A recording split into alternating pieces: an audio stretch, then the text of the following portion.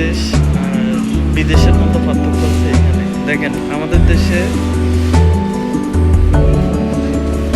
করোনার ভিতরেও মানুষ সেফটি না নিয়ে যেভাবে ঘোরাঘুরি করে বাজারঘাট এটা সেটা, আর এখানে এত বড় একটা শপিং মল তারপরেও দেখেন এখানে মানুষ নাই, পুরা ফাঁকা।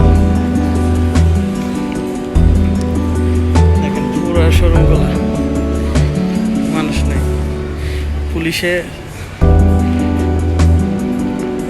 এন্ট্রি করতেছে, কারো ভাইরাস আছে কিনা কাউন্ট করে প্রতিদিন। এই অবস্থা। দেশ আর বিদেশের পার্থক্য এগুলাই। আমরা সচেতন না, আমাদের প্রয়োজনে আমরা বের হই, অনেকে প্রয়োজন ছাড়াই বের হই। আর এই প্রয়োজন ছাড়া বের হওয়ার মানে কি বলবো, বেশিরভাগ মানুষ প্রয়োজন ছাড়াই বের হই।